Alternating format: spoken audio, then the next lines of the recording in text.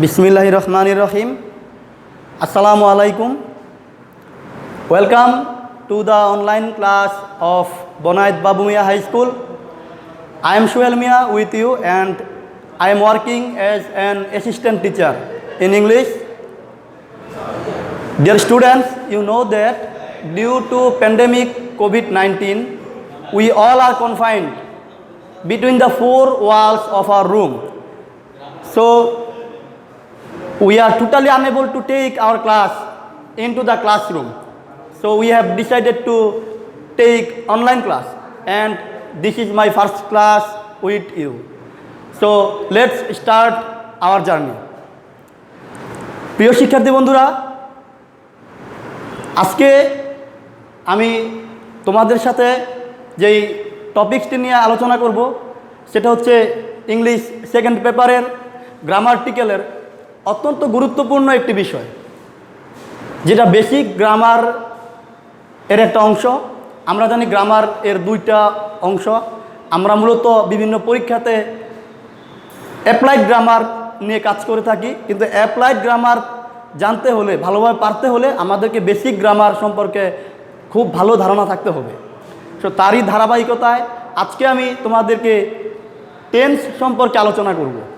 আশা করি তোমরা সবাই খাতা কলম নিয়ে রেডি হয়ে বসেছ। তো প্রথমে আমি একটা কথা বলতে চাই, আমি টেন্স এই যে ক্লাস, এটা আমি কোনো ক্লাস মেনশন করিনি।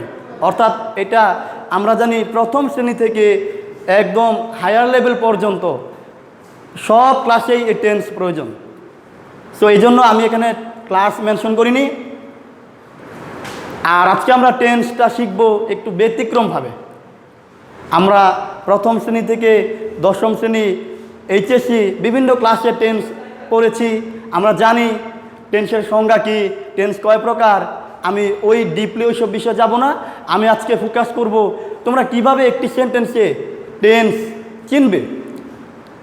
তো প্রথমে তারপরও একটু বলি, টেন্স তোমরা জানো, টেন্সের সংজ্ঞা আমরা সবাই জানি যে ক্রিয়া সংঘটিত হওয়ার সময় বা কালকে টেন্স বলা হয়। টেন্স তিন প্রকার: present tense, past tense, future tense. এবং প্রতিটা টেন্স আবার চার ভাগে বিভক্ত। অর্থাৎ প্রেজেন্ট টেন্সে আছে present indefinite tense, present continuous tense, present perfect tense, present perfect continuous tense. তদ্রূপ পাস্ট টেন্সে আছে past indefinite tense, past continuous tense, past perfect tense, past perfect continuous tense. ঠিক একইভাবে ফিউচার টেন্সেও রয়েছে future indefinite tense, future continuous tense, future perfect tense এবং future perfect continuous tense. So আমি আজকে প্রথমেই বলেছিলাম আমি এগুলার সংজ্ঞাতে যাব না, তাহলে আমার ভিডিও অনেক বড় হয়ে যাবে। তোমরা যদি এগুলার সংজ্ঞা বিস্তারিত জানতে চাও, তোমরা যে কোনো সহায়ক বই থেকে দেখে নিও। প্রথমেই আমি আমার ক্লাসের প্রেজেন্ট টেন্সের যে চারটি বিষয় খুব সহজভাবে আমরা শিখব, একদম ইজি ওয়েতে। প্রেজেন্ট ইনডিফিনিট, আমরা সবাই জানি একটি সেন্টেন্স হতে হলে তার আগে সাবজেক্ট থাকে, মাঝখানে ভার্ব, তারপরে অবজেক্ট থাকে। আমরা সবাই এই বিষয়টা জানি, সেজন্য আমি এগুলো এখানে লিখিনি, যাতে বুঝতে পারো সহজ করে, সেজন্য আমি একটু শর্ট করে লিখেছি। তো তোমরা সেন্টেন্সে টেন্স কিভাবে চিনবে, একটি টেন্সটি কোন পর্যায়ের বা কোন টেন্স সেটি কিভাবে চিনবে, এটা আমি তুলে ধরেছি। প্রথমেই present indefinite tense. Present indefinite tense verb one S অথবা ইএস, যেখানেই দেখবে তোমরা ভার্ব ওয়ান আছে, আবার এখানে আমি দিয়েছি এস অথবা ইএস, মানে ভার্ব ওয়ানের থার্ড পারসন সিঙ্গুলার নাম্বার হলে অনেক ক্ষেত্রেই ভার্ব ওয়ানের সাথে এস বা ইএস যুক্ত হয়, এজন্য আমি এটা দিয়েছি। তাহলে তোমরা বুঝতে পারছো, যেখানেই দেখবে ভার্ব ওয়ান এবং এস বা ইএস আছে, সেটাই হচ্ছে কি প্রেজেন্ট ইনডিফিনিট টেন্স। আমি দেখো সুন্দর একটি উদাহরণ দিয়েছি, আই রাইট এ লেটার। এখানে দেখতে পাচ্ছ ভার্ব ওয়ান আছে। সো বুঝতেই পারছো এটা হচ্ছে প্রেজেন্ট ইনডিফিনিট টেন্স। আর সামনে সাবজেক্ট, লাস্টে অবজেক্ট তো রয়েছে, এটা আমরা সবাই জানি। তারপরে দ্বিতীয় নাম্বার দেখো প্রেজেন্ট কন্টিনিউয়াস টেন্স। এটা কিভাবে চিনবে? তোমরা একটি সেন্টেন্সে যখন দেখবে এম অথবা ইজ অথবা আর প্লাস আইএনজি অর্থাৎ ভার্বের সাথে আইএনজি যদি এরকম পাও তাহলে বুঝে নিবে এটা হচ্ছে প্রেজেন্ট কন্টিনিউয়াস টেন্স। আমি একটা উদাহরণ দিয়েছি, যেমন I am writing a letter. দেখো এখানে তোমরা দেখতে পাচ্ছ রয়েছে এম এবং ভার্বের সাথে আইএনজি রয়েছে, সুতরাং এটা দেখেই তোমরা চিনে নিবে যে এটা হচ্ছে কি প্রেজেন্ট কন্টিনিউয়াস টেন্স। আবার অনেকে ভাবতে পারো ইজ কেন বা আর কেন, যদি এমন হতো যে এখানে সাবজেক্ট আই না হয়ে হি হইতো, তাহলে হি এর সাথে তো আর এম বসে না, তোমরা সবাই জানো হি এর সাথে ইজ বসে, সেটা আমি এখানে দিয়েছি এম ইজ অথবা আর। আবার যদি এখানে সাবজেক্ট দে হতো তাহলে আর হতো এবং ভার্বের সাথে আইএনজি থাকতো। অর্থাৎ আমার মূল ফোকাস হচ্ছে এম অথবা ইজ অথবা আর এবং ভার্বের সাথে আইএনজি থাকা মানেই হচ্ছে কি প্রেজেন্ট কন্টিনিউয়াস টেন্স। আশা করি তোমরা সবাই বুঝতে পেরেছ। Number 3, present perfect tense. এটা কিভাবে চিনবে? দেখো আমি দিয়েছি হ্যাভ অথবা হ্যাজ প্লাস ভার্ব 3। আবারও বলছি হ্যাভ অথবা হ্যাজ প্লাস ভার্ব 3। তোমরা যে কোনো সেন্টেন্সে যখনই দেখবে হ্যাভ অথবা হ্যাজ আছে এবং ভার্ব 3, অর্থাৎ আমরা জানি সবাই ভার্বের 3টা ফর্ম রয়েছে, ভার্ব 1, ভার্ব 2, ভার্ব 3। অন্যভাবে বলতে গেলে present form, past form, past participle form. তো সেটা আমি দিয়েছি ভার্ব 3 মানে পাস্ট পার্টিসিপল ফর্ম। এখানে আমি আবার একটি উদাহরণ দিয়েছি, I have written a letter. দেখতেই পাচ্ছ এখানে হ্যাভ রয়েছে, আমার নিয়ম অনুযায়ী হ্যাভ রয়েছে এবং ভার্ব 3 অর্থাৎ রাইট যেই ভার্ব 1 সেটার 3 নম্বর ফর্ম হচ্ছে রিটেন। সুতরাং এটা থেকে তোমরা বুঝতে পারবে যেহেতু হ্যাভ রয়েছে এবং রিটেন ভার্ব 3 রয়েছে, সেটাটা কি এটা হচ্ছে প্রেজেন্ট পারফেক্ট টেন্স। আশা করি সবাই বুঝতে পেরেছ। তারপরে আমরা আসছি প্রেজেন্ট পারফেক্ট কন্টিনিউয়াস টেন্স। এটা কিভাবে চিনবে? তোমরা যখনই দেখবে একটি সেন্টেন্সে হ্যাভ বিন অথবা হ্যাজ বিন রয়েছে এবং ভার্বের সাথে আইএনজি রয়েছে, আবারও বলছি হ্যাভ বিন অথবা হ্যাজ বিন রয়েছে এবং ভার্বের সাথে আইএনজি যুক্ত হয়েছে, তখনই বুঝবে এটা কোন টেন্স, এটা হচ্ছে প্রেজেন্ট পারফেক্ট কন্টিনিউয়াস টেন্স। উদাহরণটি লক্ষ্য করো, আমি দিয়েছি I have been writing a letter, অর্থাৎ এখানে হ্যাভ বিন রয়েছে, ভার্বের সাথে আইএনজি রয়েছে। এটা দেখে তোমরা নির্ধারণ করবে এটা কোন টেন্স, প্রেজেন্ট কন্টিনিউয়াস টেন্স। অনেকে বলতে পারো স্যার হ্যাজ বিন কোথায় ব্যবহার করব? এখানে যদি সাবজেক্ট আই না হয়ে হি হতো তাহলে তখন দিতাম he has been writing a letter.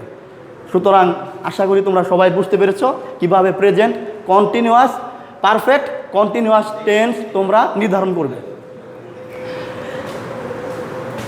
এখানেই আমি আমার প্রেজেন্ট টেন্সের যে 4টা অংশ সেটা আমি শেষ করলাম। এখন আমি আলোচনা করব পাস্ট টেন্স নিয়ে। পাস্ট টেন্স কি এটা আমরা সবাই জানি, অর্থাৎ অতীতকাল। আমি সেই বিষয়ে যাচ্ছি না, তো আমি ফোকাস করতেছি তোমরা কিভাবে এটা আইডেন্টিফাই করবে কোন টেন্স। সো প্রথমে দেখো পাস্ট টেন্সে তদ্রূপভাবে 4টি আছে। পাস্ট ইনডিফিনিট টেন্স কিভাবে চিনবে?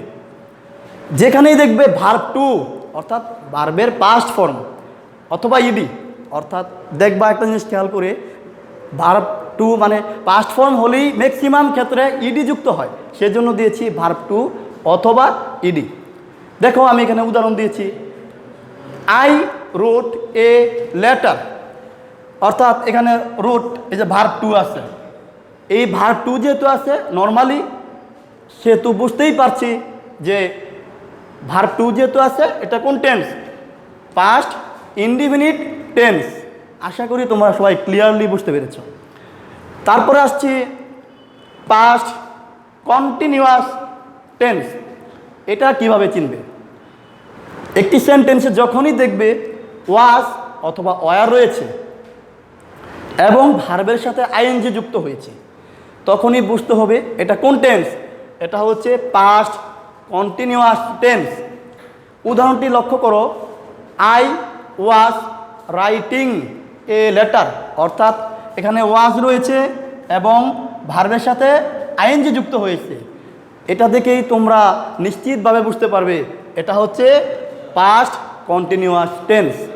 আবার এখানে যদি আইনা হয়ে দে দিতাম তাহলে they were writing a letter হতো। অর্থাৎ আমাদের মূল কথা ওয়াজ অথবা ওয়ার এবং ভার্বের সাথে আইএনজি থাকলেই হচ্ছে কি পাস্ট কন্টিনিউয়াস টেন্স। তারপরে দেখো 7 নম্বরে পাস্ট পারফেক্ট টেন্স। এটা তোমরা কিভাবে চিনবে? তোমরা যখনই দেখবে একটি সেন্টেন্সে হ্যাড রয়েছে, হ্যাড প্লাস ভার্ব 3 অর্থাৎ হ্যাড এবং ভার্বের 3 নম্বর ফর্ম, তখনই বুঝবে এটা কোন টেন্সে আছে। এটা আছে পাস্ট পারফেক্ট টেন্সে। উদাহরণটি লক্ষ্য করো, I had written a letter, অর্থাৎ এখানে হ্যাড রয়েছে এবং ভার্বের 3 নম্বর ফর্ম রয়েছে। এটা দেখে তোমরা আইডেন্টিফাই করবে যে এটা কোন টেন্স। এটা হচ্ছে পাস্ট পারফেক্ট টেন্স। আশা করি সবাই বুঝতে পেরেছ। এখন আমি আলোচনা করব পাস্ট পারফেক্ট কন্টিনিউয়াস টেন্স নিয়ে। এটা তোমরা কিভাবে চিনবে? তোমরা যখনই দেখবে একটি সেন্টেন্সে হ্যাড বিন রয়েছে এবং ভার্বের সাথে আইএনজি যুক্ত হয়েছে, তখনই বুঝবে এটা হচ্ছে পাস্ট পারফেক্ট কন্টিনিউয়াস টেন্স। উদাহরণটি লক্ষ্য করো, I had been writing a letter. দেখো এখানে হ্যাড বিন রয়েছে, ভার্বের সাথে আইএনজি যুক্ত হয়েছে। সো আমার নিয়ম অনুযায়ী বুঝতেই পারছো এটা কোন tense? Past perfect continuous tense. আশা করি সবাই পাস্ট টেন্সের এই 4টা অংশ সম্পর্কে খুব ভালো বুঝতে পেরেছ। এখন আমি যাব সর্বশেষ ফিউচার টেন্স। ফিউচার টেন্স কাকে বলে আমরা সবাই জানি, আমি ওই বিষয়ে যাব না। ভবিষ্যৎকাল আমরা এই সংজ্ঞা আমরা অনেক সময় পড়ি, এগুলো তোমরা আরও চাইলে বিস্তারিত বিভিন্ন বই থেকে পড়ে নিতে পারো। আমি আইডেন্টিফাইং টেন্স এর দিকে নজর রাখছি। প্রথমেই ফিউচার ইনডিফিনিট টেন্স। তোমরা যদি দেখো একটি সেন্টেন্সে নর্মালি উইল রয়েছে, স্বাভাবিকভাবে উইল, আর কিছু নেই। উইল দিয়ে অন্য যা কিছু আছে সেন্টেন্স শেষ হতে পারে।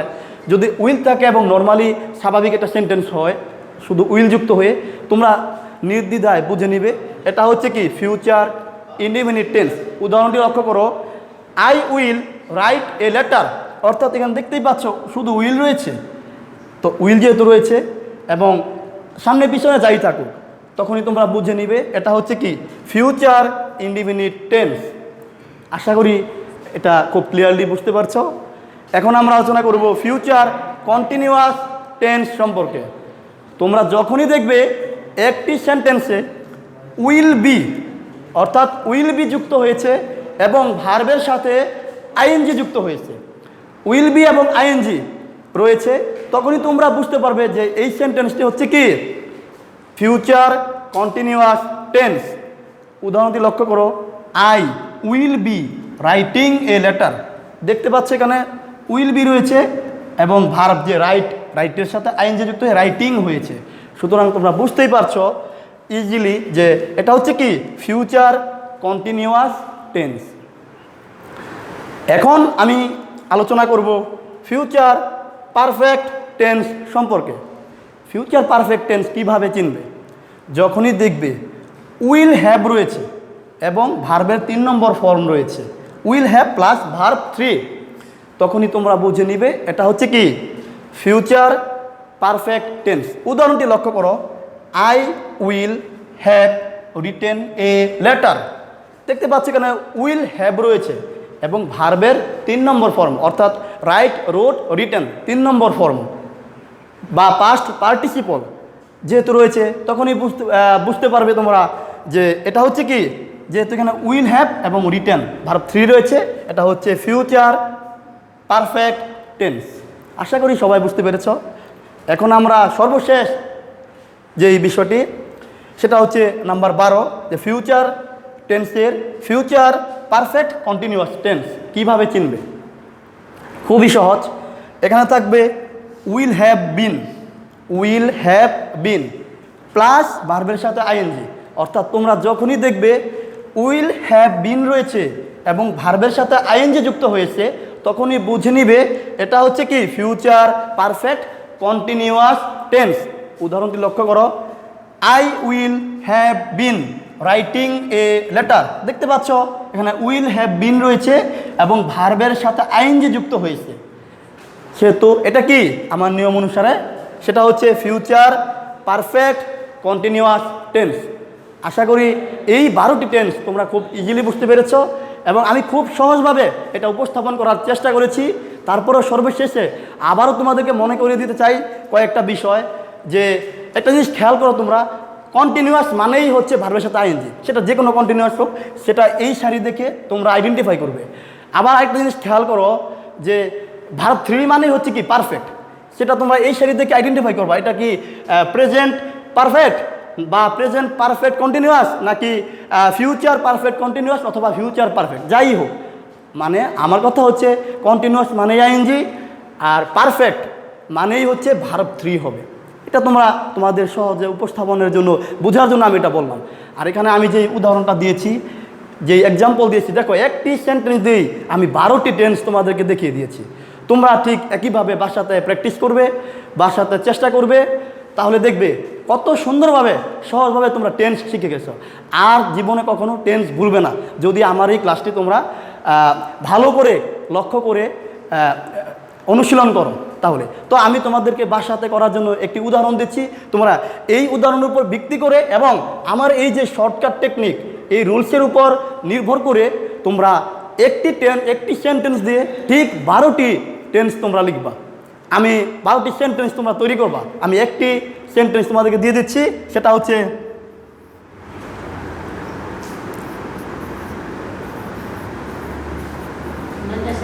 হি গোজ টু স্কুল। দেখতে পাচ্ছ হি গোজ টু স্কুল।